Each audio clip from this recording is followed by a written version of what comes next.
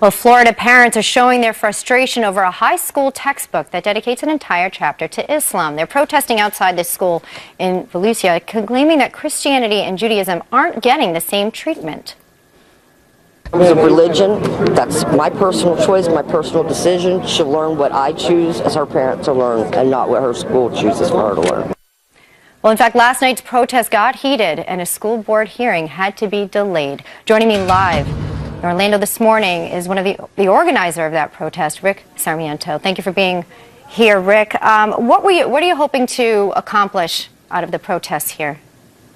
Well, the main issue, as you had mentioned, is that one particular religion, in this case Islam, has an entire chapter of 35 pages devoted to it in the World History book.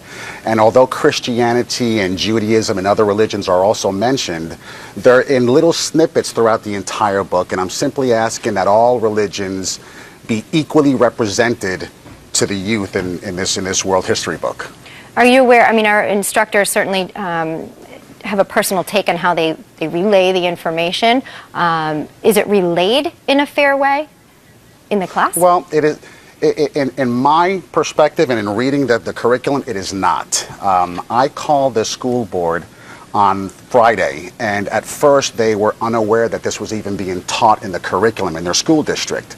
I did receive a phone call about 5 hours later from Dr. Smith, who is the superintendent of schools, and then she did acknowledge that it was being taught in the school. So it's apparent that this is being taught throughout Brevard County, Volusia County, Seminole County, and our school officials and administrators are not really aware of what's in the context of this book.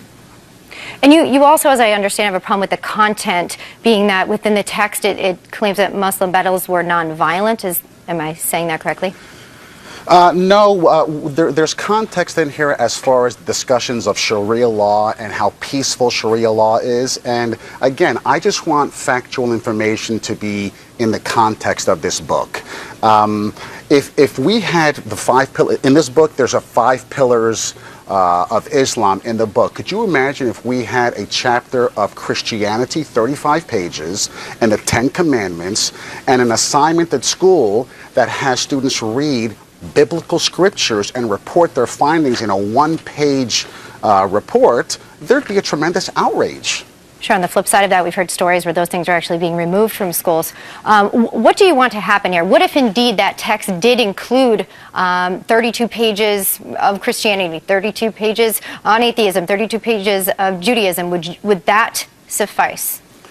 That's an issue, and that's what I'm asking for: open dialogue with the school administrators to look into what's in here. If it's an indoctrination of one particular religion, I oppose that. I'm a Christian. I will have to say that this particular protest has helped renew and restore my faith in Jesus Christ. However, I don't want an indoctrination, so to speak, of an entire chapter of one particular religion over the other. So what I'm asking or suggesting is WFTV local Channel 9 News here did an erroneous reporting the other day.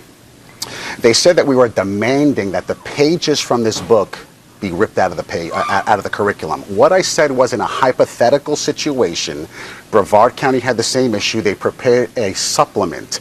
If due to budgetary concerns they cannot do that, I would suggest then, you know what, eliminate the curriculum, volunteer children or students from the high school to tear out the pages, and end the controversy, and let's go forward for the following school year. Well, Rick Sarmiento, we appreciate you taking the time to explain your position, and we'll keep posted on all of this. Thank you. Thank you, Melissa. I appreciate it. Let us know what you think about that. Is teaching about a religion teaching the religion? We'd love to hear about it on Facebook.